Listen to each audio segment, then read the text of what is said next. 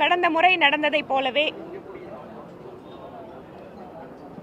ஆளுநர் அவர்களிடமிருந்து வந்த கோரிக்கையான தேசிய கீதம் இசைக்கப்பட வேண்டும் என்ற கோரிக்கையை நிறைவேற்றப்படவில்லை என்பதோடு கவர்னர் அவர்கள் வெளியேறியதற்கு பின்பாக ராஜ்பவனிலிருந்து லோக்பவனிலிருந்து அறிக்கை ஒன்று வெளியாகியிருக்கிறது. நீங்கள் எல்லாரும் அதை பார்த்துருப்பீங்க. எந்தெந்த காரணங்களுக்காக மரியாதைக்குரிய ஆளுநர் அவர்கள் அந்த உரையை படிக்காமல் விட்டிருக்கிறேன் என்கின்ற விளக்கத்தையும் கொடுத்திருக்காங்க. அதனால் அதுக்குள்ள ரொம்ப அதிகமாக போக வேண்டியதில்லை. ஆனால் என்ன ஆச்சரியம் அப்படின்னா, ஆளுநர் அவர்கள் இம்மாதிரி வெளியேறி செல்வார், உரையை படிக்க மாட்டார், தேசிய கீதத்தை நாங்கள் இசைக்க போறதில்லை அப்படிங்கிற முன்முடிவுகளோடு மரியாதைக்குரிய முதலமைச்சர் அவர்கள் அவருடைய உரையை தயாரித்து படித்தார். அப்ப ஏற்கனவே மாநிலத்தினுடைய முதல்வர் அவர்கள் கவர்னர் நிச்சயமாக உரையை படிக்க விடக்கூடாது என்பதற்காகவே அதற்காக ஒரு பதிலை தயாரித்து வைத்திருந்தார்கள் என்றால், இவர்களுடைய எண்ணம் என்பது கவர்னர் உரையை படிக்க வேண்டும் என்பதாக இல்லை என்பது நிரூபணமாகிறது. அது மட்டுமல்ல, சட்டமன்றத்தில் பல்வேறு முறை நீங்க எல்லாரும் பார்த்திருக்கீங்க, எதிர்கட்சியினர் பேசுகின்ற பொழுது வீடியோ ஆஃப் பண்றது, ஆடியோ கொடுக்காம இருக்கிறது, இல்லைன்னா கொடுத்தா கூட கம்ப்ளீட்டா சென்சார் பண்ணிட்டு மந்திரிங்க சொல்ற பதிலை மட்டும் கொடுக்கிறது. இன்றைக்கு உச்சகட்டமாக வழக்கமா வீடியோவை தான் ஆஃப் பண்ணுவாங்க, இன்னைக்கு உங்களுக்கு ஆடியோவை கூட கம்ப்ளீட்டா கட் ஆஃப் பண்ணிட்டாங்க. பாசிசம் அப்படின்னு பேசக்கூடிய திராவிட முன்னேற்ற கழகம் இன்றைக்கு சட்டப்பேரவையில் உங்களோட நூற்றுக்கணக்கான ஊடக நண்பர்கள் முன்னால அங்க என்ன நடந்தது அப்படிங்கிறது உங்களுக்கு சொல்றது மட்டும் இல்ல, அதுல எந்த விஷயத்தையும் வெளியில யாரும் போடக்கூடாது அப்படின்னு எச்சரிக்கை கொடுக்கறாங்கன்னு சொன்னா எந்த அளவிற்கு ஊடகத்தை பார்த்து இந்த அரசு பயப்படுகிறது என்பதை நாம் புரிந்து கொள்ளலாம். இது கம்ப்ளீட்டா பிளாக் அவுட் பண்ணியிருக்காங்க அசம்பிளி ப்ரொசீடிங்ஸ் அப்படின்னா, அப்ப எதுவுமே வெளியில சொல்லக்கூடாது, எந்த செய்தியும் மக்களுக்கு தெரியக்கூடாதுன்னு இந்த அரசாங்கம் நினைக்கிறது. அவர்களுடைய கவர்னர் உரையை இன்று நம்முடைய மரியாதைக்குரிய சபாநாயகர் பேரவைத் தலைவர் அவர்கள் படிச்சிருக்கார். அதில் இருக்கக்கூடிய பல்வேறு விஷயங்களை பற்றி எங்களோட கட்சிக்கு வாய்ப்பு கிடைக்கும் போது சட்டப்பேரவையில் நாங்கள் உரையாற்றுறோம். இன்றைய நிகழ்வை பொறுத்தவரை தொடர்ச்சியாக ஆளுநர் தொடர்பான விஷயங்களில் இந்த அரசு ஒரு விதமான ஆதிக்க உணர்வோடு நடந்து கொண்டிருக்கிறார்கள், அல்லது இணக்கமான போக்கு நிலவுவதை இவர்கள் விரும்பவில்லை. அரசு வேண்டுமென்றே திட்டமிட்டு மாநில அரசுக்கும் ஆளுநருக்கும் ஒரு மோதல் இருப்பதை போல ஒரு உருவாக்கத்தை கொடுக்க நினைக்கிறார்கள் என்பதுதான் இன்னைக்கு நடந்த நிகழ்ச்சியை வைத்து நாம பார்க்க முடியும். இப்ப அவரு சொன்னீங்க சிஎம் வெல் ப்ரிப்பேர்டா இருந்தாரு அப்படின்ட்டு. இப்ப கவர்னர் 9:36 இங்க இருந்து கிளம்புறாரு. 10:02 கவர்னர் ஆஃபீஸ்ல இருந்து ஸ்டேட்மெண்ட் டீடைல்டா வருது, 13 பாயிண்ட போட்டு வித்தின் 15 மினிட்ஸ் ஆன் த வேல அவரு வெல் ப்ரிப்பேர்டா வந்தாரு, இல்ல ஆன் த வேல அவர் ப்ரிப்பேர் பண்ணிட்டு போய் நீங்க ஆளுநர் உரை அப்படிங்கறது அனுப்பப்படுகின்ற பொழுது அவர் அதுக்கான அப்ஜெக்ஷன்ஸ் ரைஸ் பண்ணியிருக்காரு. he has noticed என்னென்னவெல்லாம் டிஸ்கிரிபன்சிஸ் இருக்குங்கிறத அவர் ஏற்கனவே நோட் பண்ணி வச்சிட்டாரு. So he also came it is not about the well preparedness, it is about the observation about the speech that has been prepared by the government. அதனால these are all the things. ஏன்னா ஆளுநர் உரைங்கிறது முன்னாடியே அவர் கொடுக்கப்பட்டிருக்கும், அதில் இருக்கிறது எல்லாத்தையுமே அவர் எழுதி வச்சுட்டு தானே இருப்பாரு. அதனால the incident had happened, then immediately the Lok Bhavan has released that. Mike ஆளுநர் பேசும்போது மைக் துண்டிக்கப்பட்டதா இல்ல துண்டிக்கப்படலையா? அரசு இல்ல அவர் பேசுகின்ற பொழுது அவர் பேச ஆரம்பிச்சு அவரோட வார்த்தை முடிச்சோன்னா மைக் ஆஃப் ஆனோன்னா அவர் உட்கார்ந்துட்டார். அதுக்கு பின்பாக நம்ம பேரவைத் தலைவர் அவர்கள் ஒரு விஷயத்தை சொல்றாரு, இந்த மாதிரி கான்ஸ்டிடியூஷன் படி நாங்க இதை பண்றோம், எங்களோட கஸ்டமரி ரைட்டு அப்படிங்கறதெல்லாம் சொல்றாரு. see what ஒரு கவர்னர் அங்க என்ன கேட்கிறாரு, எந்த இடத்துக்கு சென்றாலும் அந்த இடத்தில் தேசிய கீதம் இசைக்கப்பட வேண்டும் என்பது ஒரு மரபு.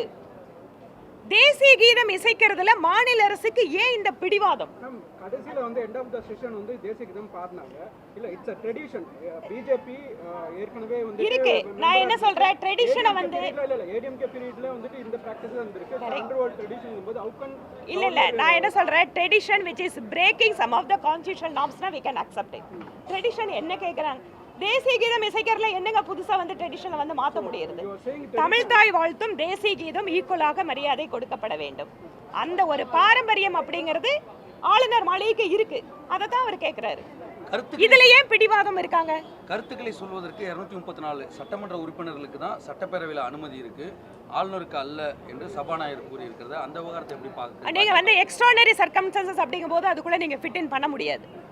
Okay, when something is happening extraordinary, நீங்க சாதாரணமான நிகழ்வுகள் நடக்கிற விஷயத்தை பொறுத்த வரைக்கும் மட்டுமே அதை பார்க்க முடியாது. நன்றிங்க. தமிழ்தாய் வாழ்த்து பாடியிருக்காங்க, ஆளுநர் உரையை படிங்க, பிறகு நாட்டுப்பண் வாசிக்கப்படும் சொல்கிறாங்க, பாடப்படுன்றாங்க. ஆனால் கேட்க மாட்டேன்றாரு.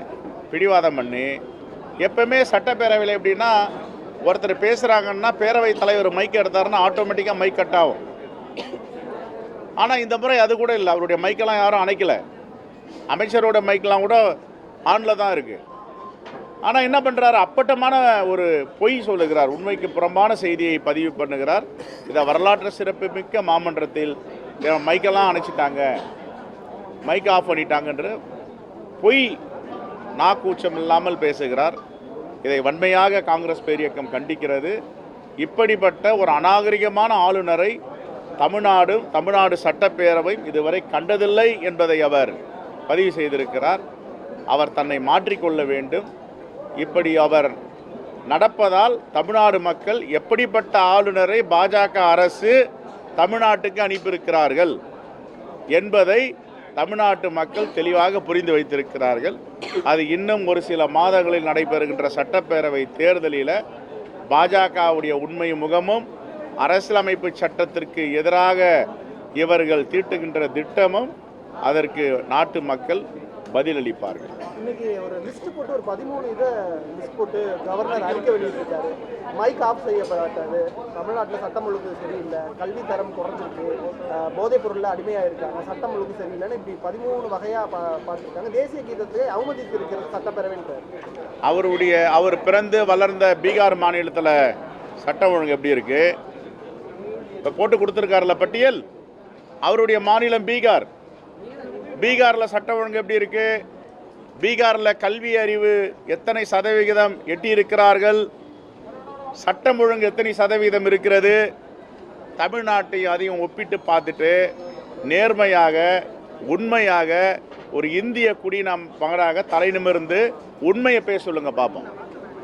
அவர் பிறந்த ஊரில் இருக்கிற சட்டம் ஒழுங்கும், அவர் குடியேறி இருக்கின்ற தமிழ்நாட்டில் இருக்கின்ற சட்டம் ஒழுங்கும், அவர் மாநிலமான பீகாரில் உள்ள கல்வி திறனும் தமிழ்நாட்டுடைய கல்வி திறனும் எல்லாத்தையும் ஒப்பிட்டு பார்த்துட்டு உண்மையை பேசினார்னா அவர் ஒரு நல்ல ஆளுநர், படித்தவர் என்று சொல்லலாம்.